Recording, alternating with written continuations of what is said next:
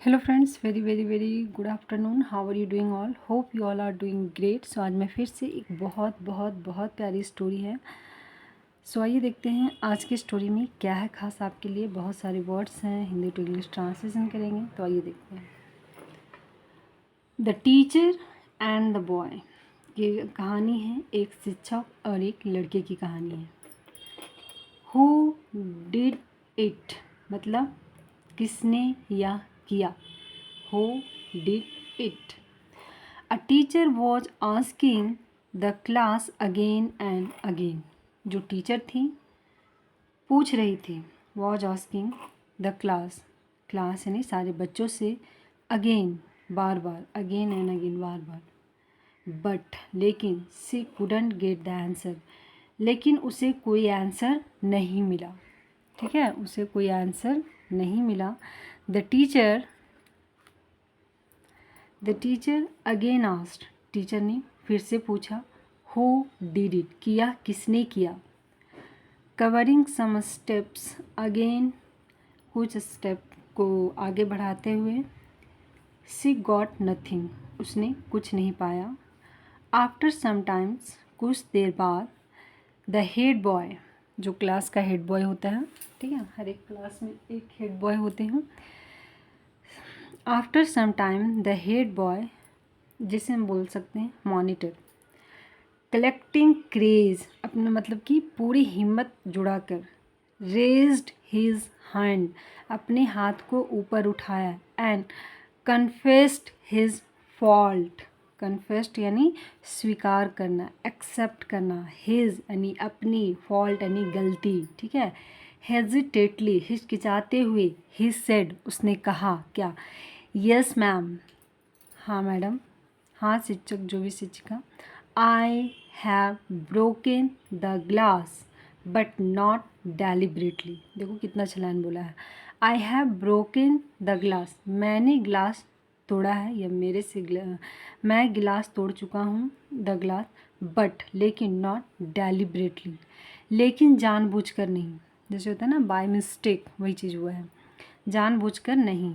And I want to atone my for my fault, and I want to, और मैं चाहता हूँ, ton यानी मेरी सज़ा, फॉर माई फॉल्ट मेरी गलती के लिए। प्लीज़ पार्डन मी, पार्डन यानी क्षमा कर देना, प्लीज़ कृपया मुझे क्षमा कर दीजिए। By hearing this the teacher didn't say anything. ऐसा सुनते हुए, ठीक है, जो टीचर थी डिडंट से, उसने कुछ नहीं कहा, उसे कुछ भी नहीं कहा।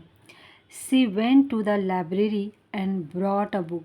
वह कुछ बिना कुछ कहे लाइब्रेरी चली गई, एंड एक बुक लाया, ब्रॉट अ बुक, एंड और gave to the boy and saying, उस लड़के को दिया और कहा क्या, I am giving you this book as reward, not for breaking the glass but for accepting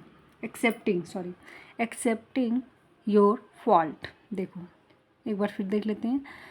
teacher library गई, वहाँ से एक बुक लाती है, और वो book, I am giving you this book, वो बुक वो लड़के को देती है, ठीक है, एज ए रिवार्ड, एक उपहार के रूप में। नॉट फॉर ब्रेकिंग मतलब तोड़ने के लिए नहीं, गिलास तोड़ दिया उसके लिए नहीं, बट लेकिन फॉर एक्सेप्ट करना ना, वही एक्सेप्टिंग योर फॉल्ट, अपनी गलती को एक्सेप्ट करना, अपनी गलतियों को तुमने स्वीकार किया उसके लिए।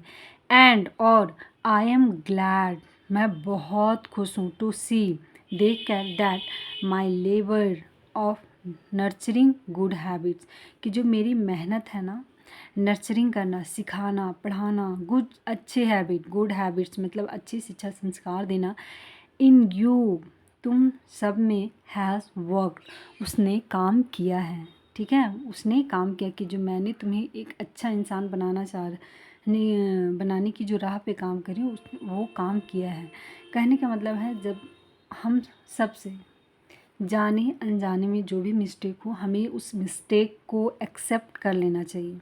ठीक है, ऐसा नहीं कि गलती हम किए हैं, ब्लेम किसी और पे लगा जाए, ऐसा बिल्कुल भी नहीं होना चाहिए।